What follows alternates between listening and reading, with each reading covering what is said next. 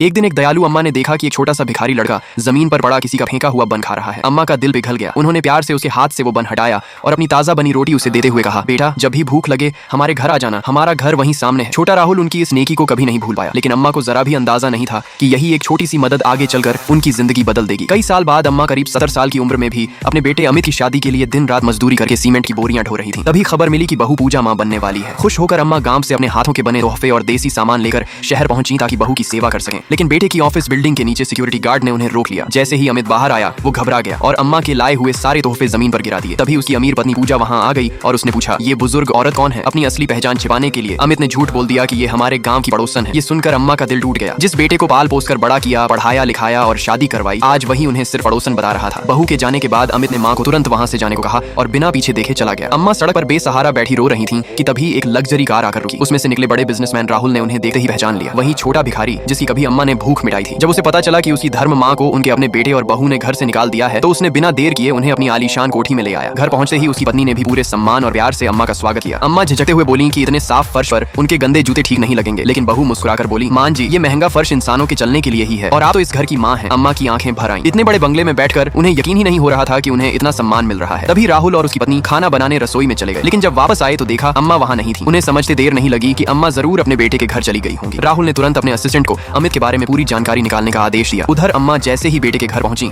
अमित ने फिर से उनका अपमान किया। तभी एक प्यारा सा छोटा बच्चा दौड़ता हुआ आया। अम्मा ने उसे देखते ही पहचान लिया कि वो उनका अपना पोता है। प्यार से उसे गोद में लेने ही वाली थी कि तभी बहू की माँ गुस्से में बाहर आ गई। उसने अम्मा को घर की नौकरानी समझ लिया और डांटे हुए बोली कि अपनी औकात में रहो। फिर उनके ऊपर सैनिटाइजर छिड़क दिया और बोली, पहले 1 घंटा बालकनी में खड़ी रहो, उसके बाद हमारे लिए खाना बनाना। उस दिन के बाद अम्मा उसी घर में नौकरानी बनकर रह गई। खाने की टेबल पर बैठने तक की जगह उन्हें नहीं मिलती थी, लेकिन फिर भी उन्होंने कभी शिकायत नहीं की क्योंकि उन्हें उम्मीद थी कि एक दिन उनका बेटा अपनी गलती जरूर समझेगा। लेकिन तभी एक दिन बहू की महंगी अंगूठी गायब हो गई। उसने बिना सोचे समझे नई आई नौकरानी यानी अपनी ही सास पर चोरी का इल्जाम लगा दिया और अपने पति के साथ उनसे हिसाब मांगने निकल पड़ी। दूसरी तरफ अम्मा अपनी सारी बची हुई छोटी छोटी बचत गिन रही थी ताकि अपनी बहू के लिए एक छोटा सा तोहफा खरीद सके। लाइक सब्सक्राइब कर देना, भगवान आपको बहुत खुशी देगा।